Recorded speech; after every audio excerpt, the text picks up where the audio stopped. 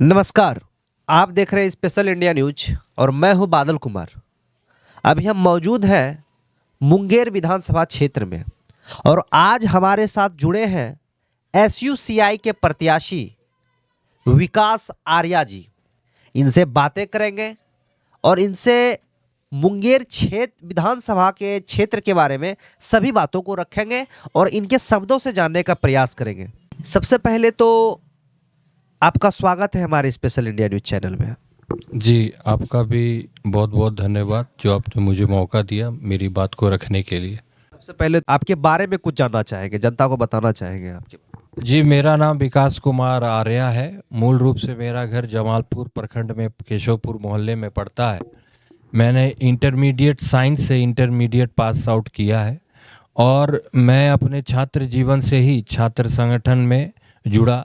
बेतासा fees वृद्धि, शिक्षा के निजीकरण, व्यापारीकरण के खिलाफ छात्र संगठन के बैनर तले आंदोलन जो हुआ उसमें सक्रिय रूप से भाग लिया और युवा संगठन, बाद में मुझे युवा संगठन की जिम्मेदारी दी गई। All India democratic youth association को ज़्यादा से ज़्यादा फैलाने की, इसकी विचारधारा को लोगों के बीच में ले जाने की।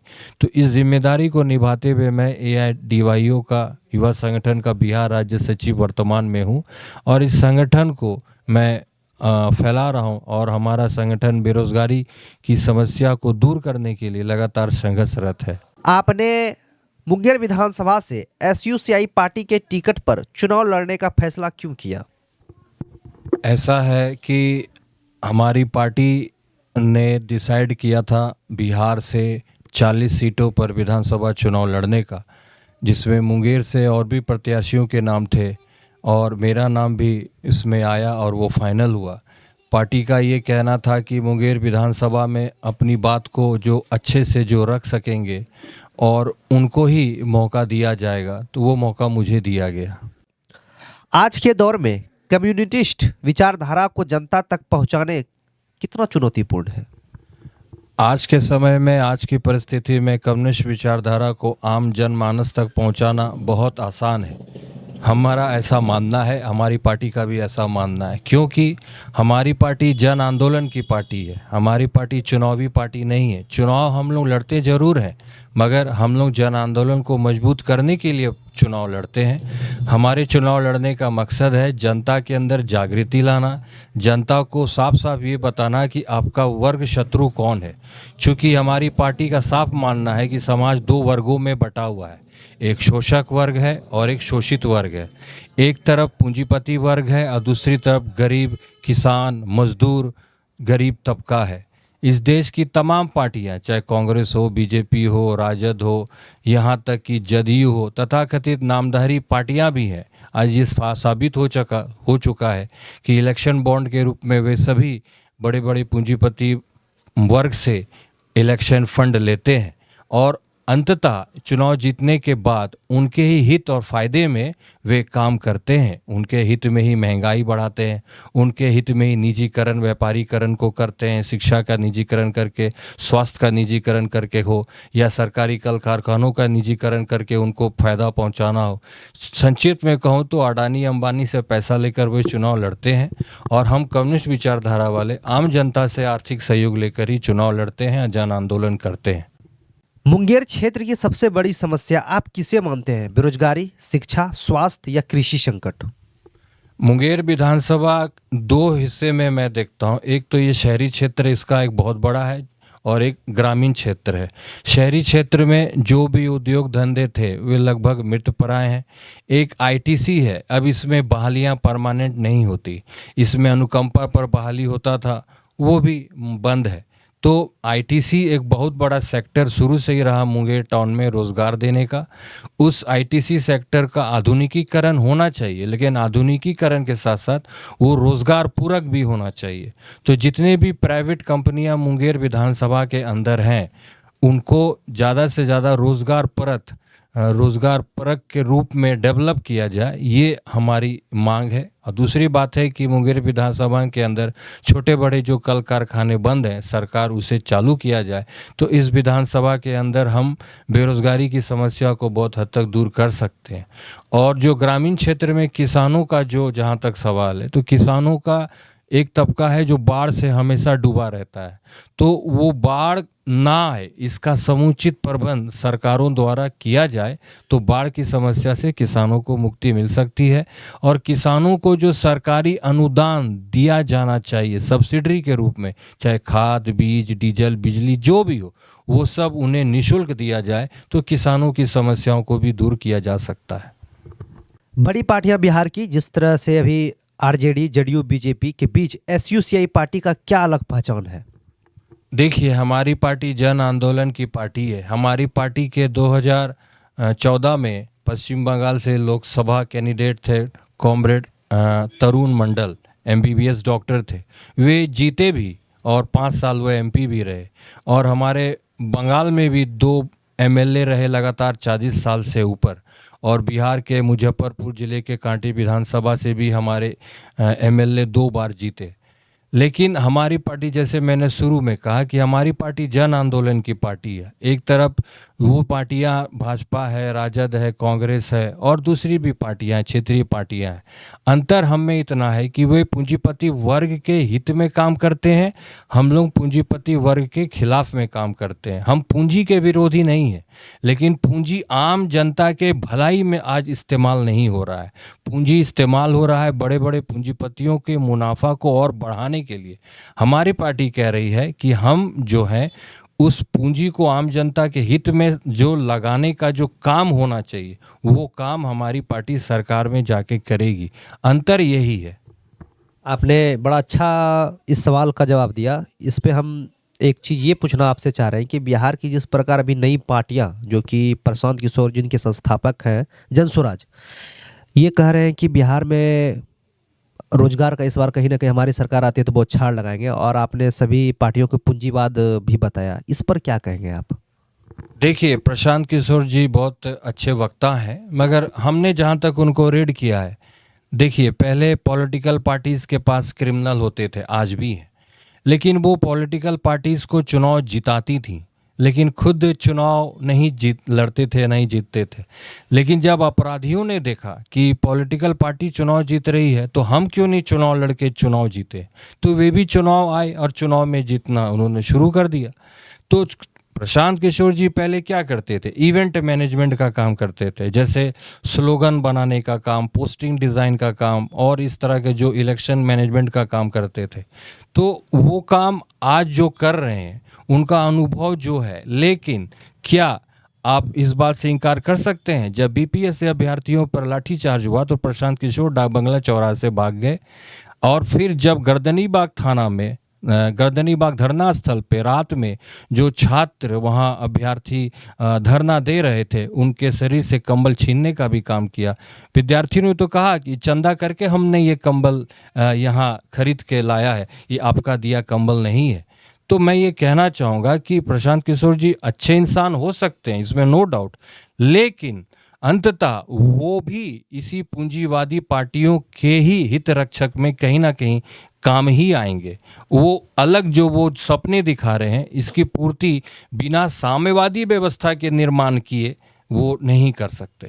अभी तक आपकी पार्टी ने जनता के बीच किन मुद्दों पर विशेष रूप से काम किए हैं? देखिए, विशेषकर अभी छात्र, हमारा जो छात्र संगठन AIDSO है, all India democratic student organisation, इसके तहत शिक्षा की निजीकरण, व्यापारीकरण को लेकर लगातार छात्र आंदोलन बिहार में, मुंगेर जिला में लगातार होते आया है। फिर हमारी पार्टी का जो युवा संगठन है, all India democratic youth organisation, इसने लगातार बिहार सरकार के अधीन जो लाखों पोस्ट आज की डेट में खाली पड़े हैं उनमें नियमित बहाली हो, इसको लेकर हम लोग नित्य धरना प्रदर्शन आंदोलन करते हैं। अभी कोरोना काल के बाद से बहुत सारी ट्रेनों के जनरल बोगियों को गवर्नमेंट ने हटा दिया। हमारे ही युवा संगठन all India democratic youth organisation ने गवर्नमेंट ऑफ इंडिया, रेल मंत्रालय से ये डिमांड किया प्रदर्शन करके राज्यपालों के समक्ष कि ये जितने भी जनरल बोगियां आपने हटाई हैं उनको फिर से बढ़ाया जाए, और गवर्नमेंट ने बढ़ाया। वो बाजाबता गवर्नमेंट ने लेटर हमारे युवा संगठन को दिया। इसके अलावा ये जो मोबाइल रिचार्ज डाटा पैक है, इसका भी रेट गवर्नमेंट ने बढ़ाया था। तो साल भर पहले हमारे युवा संगठन ने पूरे देश में ट्राई को ईमेल करके और ये प्रोटेस्ट करके इसको कहा था कि इसके मूल्य को कम किया जाए। अगर आपको जनता मौका देती है तो सबसे पहली प्राथमिकता आपका क्या रहेगा? सबसे पहली प्राथमिकता देखिए रोजगार है। रोजगार सबके पास रहेगा। आज रोजगार के अभाव में ही चोरी डकैती हर तरह के अपराध बढ़ रहे हैं। तो रोजगार को हम प्राथमिकता देंगे और उसके बाद हम शिक्षा को देंगे और उसके बाद विधि व्यवस्था को देंगे। कि मुंगेर विधानसभा के किसान और मजदूर भाइयों के लिए आपकी योजना क्या है? बंद पड़ी फैक्ट्रियों को चालू करना, नए फैक्ट्रियों का निर्माण करना और मजदूर हित में जो भी कानून जो केंद्र और राज्य सरकार ने छीन लिए हैं उनको फिर से लागू किया जाए। उनके हित में जो भी कानून थे इसके पहले उसको धीरे धीरे करके कांग्रेस और बीजेपी गठबंधन की सरकारों ने जो ख़त्म किया उसे फिर से बिहार में लागू किया जाए, ये एक मांग होगा। और किसानों के लिए जो किसानों के बेहतर के लिए जो भी नीतियां बननी चाहिए, चाहे वो हमारे देश में पहले थी या उससे बेहतर नीतियां आज जिस दौर में बनना चाहिए, इसको लेकर जो करना पड़े हम करेंगे। आपके अनुसार मुंगेर विधानसभा की जनता किसके नाम पर वोट करेगी, जाति, धर्म या विकास? देखिए, जनता भोली भाली है, नादान है, लेकिन पॉलिटिकल पार्टियां आज इतनी धूर्त हैं कि उनको अपने माया जाल और भरम जाल में फंसा लेती है।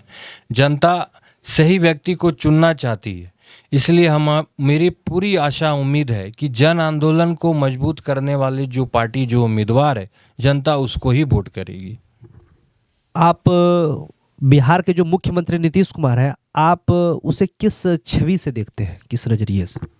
देखिए, 20 साल तो उनका शासन रहा। वो कभी कांग्रेस राजद गठबंधन से भी मुख्यमंत्री रहे, कभी भाजपा गठबंधन से भी मुख्यमंत्री रहे। मगर हकीकत क्या है, इन 20 सालों में बिहार में बेरोजगारी बढ़ी, गरीबी बढ़ी, भूखमरी बढ़ी और भी महिलाओं पर अन्याय, अत्याचार, रेप, गैंग रेप तो बढ़ते चला जा रहा है। तो हम इसी रूप में देख रहे हैं कि वो कर कुछ नहीं पा रहे हैं। जैसे केंद्र की सरकार जुमलाबाजी कर रही है, हमारी बिहार सरकार भी जुमलाबाजी कर रही है। तेजस्वी यादव जो युवाओं के हमेशा दिल के चहेते बने हुए, इस पर क्या विचारधारा है? देखिए, उनकी राजनीति जो है वो पूंजीपति वर्ग की को ही सेवा करने की राजनीति है। वो अगर जीत भी जाए, मुख्यमंत्री बन जाए, तो उनके पिता माननीय श्री लालू प्रसाद जी ने भी तो वही किया था। उन्होंने उनके दौर में भी अगर हम बहुत अध्ययन करेंगे तो उन्होंने भी निजीकरण को ही बढ़ावा दिया था। क्योंकि ये दौर वो जो दौर था, उस दौर में भूमंडलीकरण, उदारीकरण का, वैश्वीकरण का दौर, ग्लोबलाइजेशन का दौर चला था। तो वो हर सरकार, हर मुख्यमंत्री को करना पड़ता है, चाहे वो किसी भी पार्टी की हो, जो कि पूंजीवादी दक्षिणपंथी पार्टियां हैं। तो राजद भी वही पार्टी है जो केंद्र की बीजेपी सरकार कर रही है, इसे भी वही करना ही पड़ेगा। अगर हम ये सोचते हैं कि ये वो नहीं करेंगे तो नहीं, गलत बात है। इनको वही करना पड़ेगा जो केंद्र की बीजेपी कांग्रेस सरकार करती है या जो नीतीश सरकार करते आ रही, उसी काम को ये आगे बढ़ाएंगे और तेजी से आगे बढ़ाना होगा इनको। आपने युवाओं की बात कहा, किसानों की बात कहा, महिलाओं सशक्तिकरण के लिए आपका क्या ठोस प्रयास रहेगा? देखिए, महिला सशक्तिकरण का तो उपाय ठोस होना चाहिए, लेकिन सबसे पहला उपाय ये होना चाहिए कि अश्लील सिनेमा साहित्य का प्रचार प्रसार और विज्ञापन ये तुरंत सबसे पहले बंद होना चाहिए। ये जो मोबाइल नेटवर्क और फलना चिलना से जिस तरह से अश्लीलता आज एकदम से फैल गया है, छोटे छोटे बच्चों के अंदर अब अश्लीलता का बात अब आने लगा है। और ये मान रहे हैं कि कह रहे हैं कि ये मोबाइल के थ्रू ही फैल रहा है? नहीं, हम कह रहे हैं मोबाइल एक माध्यम है, इस टूल है, वो एक टूल है, माध्यम है, लेकिन अश्लील सिनेमा साहित्य का प्रचार प्रसार और विज्ञापन हम बंद करने की मांग करेंगे। और दूसरी बात, महिलाओं को शिक्षित करके उनको रोजगार देना, ये आज के समय में बहुत ज़रूरी है। और महिलाओं को हम ये भी कहेंगे कि ये पुरुष प्रधान समाज नहीं, बल्कि ये पितृत्वात्मक समाज ही नहीं, बल्कि पूंजीवाद जो है वो आपका असल दुश्मन है। महिलाएं सोचती हैं कि मर्द के वजह से हम आगे नहीं बढ़ पा रहे हैं, ऐसी बात नहीं है। जब तक ये पूंजीवादी समाज है, महिलाओं को वो आगे बढ़ने देगा नहीं, बराबरी का अधिकार वो देगा नहीं। कि जनता जनार्दन से आप क्या अपील करना चाहेंगे, क्या संदेश देना चाहेंगे? यही अपील करेंगे कि जात पात से ऊपर उठकर, हिंदू मुस्लिम से ऊपर उठकर आप जन आंदोलन के लिए वोट कीजिए। आप वैसे प्रत्याशी को वोट कीजिए जो जन आंदोलन करता हो, जन आंदोलन में विश्वास रखता हो, और जन आंदोलन के माध्यम से ही जनता की सारी समस्याओं का निदान हो सकता है। मिलते हैं आप लोग से अगले वीडियो में कुछ नया लेकर के। तब तक के लिए जय हिंद, जय भारत।